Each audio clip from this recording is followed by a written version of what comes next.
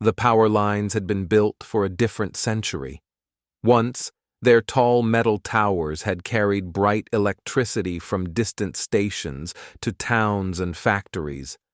Wires had hummed softly on damp evenings. Insulators had clicked and rattled in the wind. At night, the corridor beneath them had glowed faintly from the light of nearby villages and the steady pulse of the modern world. Then, routes changed, cables were buried, and new lines went elsewhere. One year, the current in the old wires was reduced. Another year, it was cut entirely.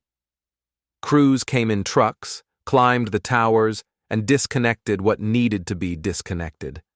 After that, the tall pylons remained only as skeletons, stretching from hill to hill, with no real work left to do.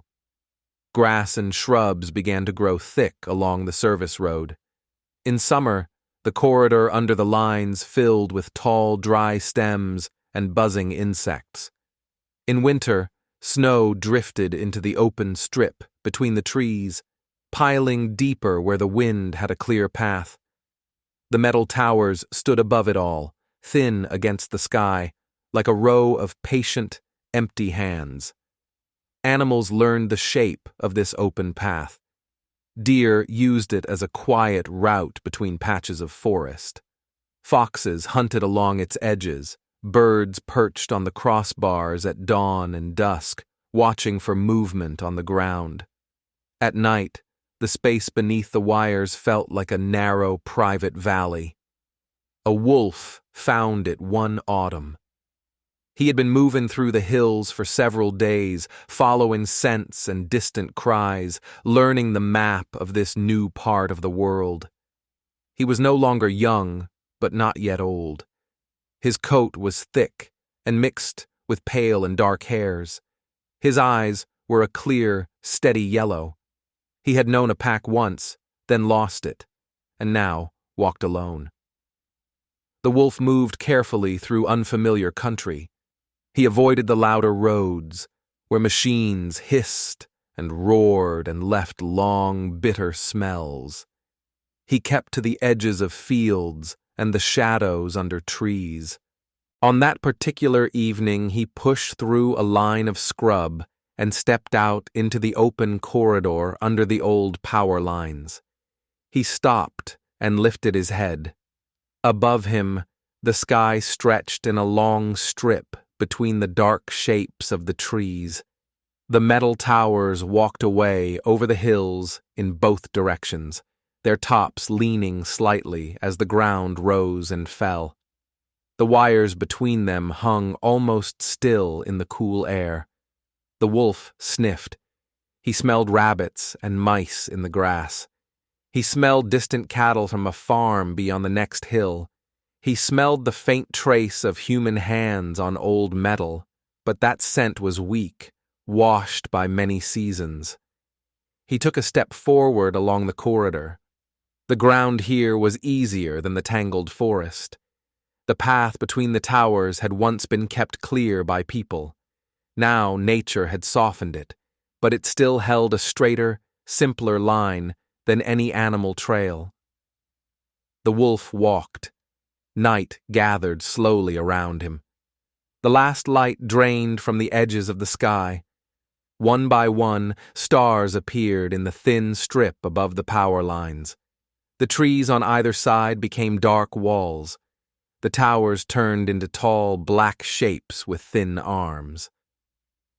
The wolf liked the night. The air was cooler, sounds traveled farther, smells drew long lines in front of him. He could hear tiny things moving under the grass, could tell the difference between the step of a hare and the careful pad of a fox. He moved with his usual steady rhythm. Paws pressed the earth and lifted again with almost no sound. His breath flowed in and out through his nose, carrying the world with it. His eyes, already used to dim light, found edges and shapes where a human eye would have seen only a smear of dark. As he walked, something subtle changed above him. At first, The stars were only there, distant and ordinary, sprinkled along the strip of sky. Then, as the line of towers led him over a low rise, he noticed that the band of light overhead seemed a little thicker. The wolf was no astronomer. He did not think in words like constellation or galaxy. He knew the sky as a roof that changed with the seasons. Still, even he could feel when more light gathered above him. The stars looked closer. He blinked and lifted his head fully, slowing his pace. The line of the Milky Way ran across the corridor now, bright enough that even the wolf, who watched mostly for movement, saw it as a pale river.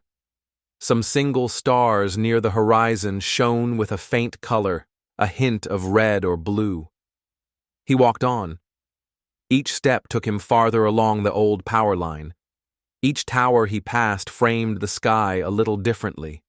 Behind him, small warm lights from farms and houses faded as the land rolled upward, hiding them. Ahead of him there were fewer signs of human presence. The less the earth glowed, the more the sky answered. By the time the wolf reached a higher stretch where the land opened out, the stars above the corridor were fully awake.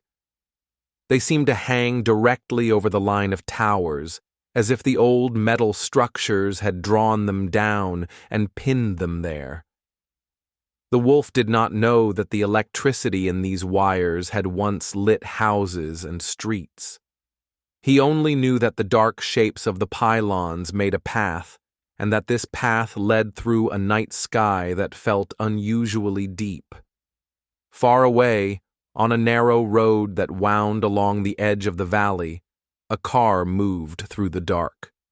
The driver sat hunched over the wheel, eyes tired from a long day. The dashboard glowed with dull green light. Headlights cut a tunnel through the night, catching road signs and branches and the occasional drifting bit of fog. He had taken this road many times. He liked it better than the faster highway. There was less traffic here, fewer trucks and bright billboards. On clear nights, he sometimes switched off the radio and drove in a kind of moving silence, listening only to the hum of the engine and the soft hiss of tires. He knew about the old power lines. From the road, he could see the towers marching along the hills, their thin shapes crossing the horizon. Years ago, he had noticed when the small red warning lights at the very top stopped shining. After that, the towers were only shadows at night. On this particular evening, he turned a corner and glanced up through the windshield at the sky above the valley. He frowned slightly. The stars seemed sharper than usual. The familiar pattern of the sky was still there, but the brightness was different. The more he drove, the more it felt as if the darkness above the hills had been washed clean. At first, he blamed his own imagination. Perhaps the air was unusually dry. Perhaps the clouds that normally hung low over the land had moved elsewhere. He told himself it was nothing, yet his eyes kept sliding upward whenever the road straightened and the tree line thinned. The car's path and the wolf's path ran roughly parallel for a while. Down in the valley, the wolf walked between the towers. Up on the slope, the car moved between trees and bare fields. Neither traveler knew about the other. Yet, as the wolf followed the old power line, the driver noticed more and more of the sky above that same line. There was a stretch where the road climbed to a small pass. From there, the driver could see a wide piece of the valley below. He slowed a little and looked out through the side window. The strip of land under the power lines lay like a dark scar, cutting through the lighter gray of the forest. Above it, the sky shone. The stars over that corridor were so clear that for a moment he had the odd impression that someone had turned on a hidden light behind them. He blinked, rubbed his eyes once, and looked again. The car lights showed him only road and guardrail and the beginnings of the slope down. The rest was darkness. He pushed the thought away and kept driving. Down in the corridor, the wolf reached another rise. From here, the land fell gently away in both directions, leaving him for a few hundred paces on the highest line. The towers on either side loomed against the sky, their cross pieces like outstretched arms. The wires between them ran straight and black. The sky answered with a kind of quiet celebration. The band of the Milky Way lay directly over the wolf now, following his path. Stars seemed to gather in clusters that mirrored the pattern of the towers. A bright planet burned near the horizon, low and steady. The wolf paused. He turned his head slowly, taking in the world in every direction. The darkness on the ground was thick and soft. The darkness above was full and sharp. His ears turned, but the only sounds were the small noises of night. An owl far away, the rustle of something small in the grass, the dry ticking of cooling metal on one of the towers. He stood there for a long moment, almost perfectly still. If a human had been standing beside him, that person might have felt the strange sense that the wolf was part of some invisible line connecting earth and sky. The tall tower above him reached up with silent arms. The wolf's body stood under it, balanced on 4 careful paws. The stars, bright and numerous, seemed to lean down just a little closer. The car reached a point where the road dipped again and crossed under the power lines. Here, a narrow side track led off toward the valley. The driver had passed this junction many times without caring. Tonight, an impulse made him slow down. He stopped at the edge of the small road, engine idling, and looked out through the windshield along the line of the towers. What he saw made his breath catch for a second. The corridor under the wires lay in darkness, but above it the stars blazed. They were not actually closer, of course, but something about the clear strip of sky framed by the towers and trees made them feel that way. The constellations sat exactly over the old metal path, like a second, brighter power line drawn across the heavens. He turned off his headlights for a few heartbeats. The car sank into shadow. The instrument panel glowed faintly. In front of him, the world opened. Without the lights, there were no reflections in the glass, no glare. There was only night, and what night chose to show. He looked up. For that brief moment, the driver felt as if his eyes could reach much farther than usual. He saw stars he had never noticed before, small ones that usually drowned in the glow of houses and street lamps. He saw the soft cloud of the galaxy stretching like a path made of powder. He did not know that beneath that path, a wolf was still standing, listening. Down in the corridor, the wolf lowered his head and began to move again. He followed the faint track between the towers as if it were a normal animal trail. Every few paces, he paused to sniff the ground or taste the air. Rabbits had crossed here earlier. A fox had left a narrow line of scent along the edge of a bush. A deer had stood in one place long enough to leave a small hollow in the grass. Above him, the stars shifted their positions slowly as the earth turned. To a human eye, they would have seemed almost still. To the wolf, who moved his gaze mostly in short jumps, they were simply there, a dense layer of light over the empty structure of the power line. The car's headlights came back on. The driver shook his head once, as if waking from a small daydream, and eased the vehicle back onto the main road. As he drove on, he glanced in his mirrors and side windows. To his surprise, the brightness of the stars in that one section seemed to stay with him in his memory more sharply than the lights of any town. He thought briefly about the old power line. It had once given light to houses. Now it carried none. Yet above it, the sky burned as if someone had replaced the missing electricity with starlight. The driver knew enough about light pollution and clear air to tell himself that this was probably because the valley under the towers had few buildings and less glare. Still, a quieter part of his mind liked another idea better. Perhaps, he thought, the world sometimes takes back what people no longer use and gives it a different form. He did not know that a wolf was part of that new pattern. Night after night, the animal returned to the corridor. He learned its curves, its rises and falls, its crossings with other trails. On some evenings he started at one end, where the towers were closer to farms and small houses. There, the sky glowed faintly with human light. The stars were weaker, washed by the low halo of a village. As he walked away from the houses and deeper into the hills, that glow slipped behind him. Over and over, the same thing happened.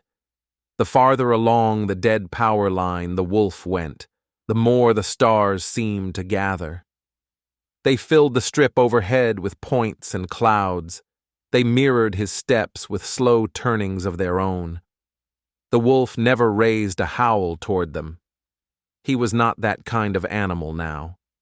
His voice had grown quieter with his solitary life. Yet, his steady movement along the towers drew a kind of invisible line under the sky. Sometimes he stopped under one particular pylon. This one stood on a small ridge, higher than its neighbors. The ground there was drier. The wind had a clearer path. The wolf liked the view. From that point, he could smell the world in several directions at once. Above that same tower, certain constellations passed directly overhead at particular times of year. On winter nights, when the air was cold and very clear, a belt of 3 stars crossed the corridor above that ridge. On late summer nights, a wide, bright pattern shaped like a cross tilted over the valley. The wolf did not name these arrangements. He only knew that, at that spot, the sky felt especially full. On more than one night, the same driver found himself on the road again. Work, family, and habit kept bringing him along that route. Each time he reached the stretch parallel to the old power line, he could not resist turning the radio down and looking up. He began to notice a strange regularity. There were evenings when the sky above the valley looked ordinary as any other place along the road. Then there were evenings when, for no obvious reason, a certain section near the ridge shone far more brightly. Once, in early winter, he pulled over again and turned off his lights. The air outside was brittle and cold. His breath fogged the windshield.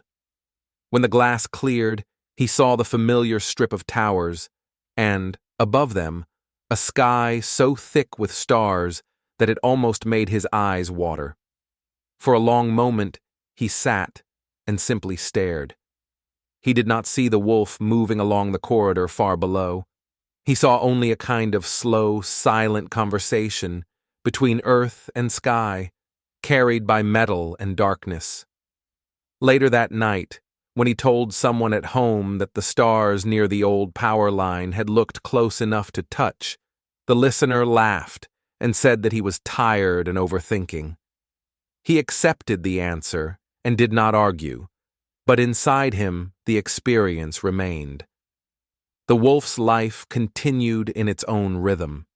He hunted where he could, rested where he felt safe, avoided places that smelled too strongly of people. The corridor under the power lines became a thread he used to move between his hunting grounds. He never knew that his steady path, traced night after night, had become part of someone else's idea of the sky. He only knew that under the dead wires, the world felt open and quiet, and that the roof above his head sometimes seemed unusually full of light. In a sense, the old power line still did what it had been meant to do. It no longer carried human electricity. Its transformers were empty. Its cables were quiet. But it held a clear route through the land, and along that route, a lone animal walked while the stars brightened overhead. Some nights, a person on a nearby road noticed. Most nights, no one did. The wolf did not need witnesses. The stars did not need names. The towers did not need current. Yet together, without planning or design, they made a new kind of circuit. Along the ground, a silent body followed the line between pylons. Above, the sky answered with a river of distant fire. In the dark between them, a human eye, if it happened to be looking up at the right moment, might feel, just for a second, that the stars had stepped a little nearer, as if to replace the missing glow that people had once hung on wires and poles, and then left behind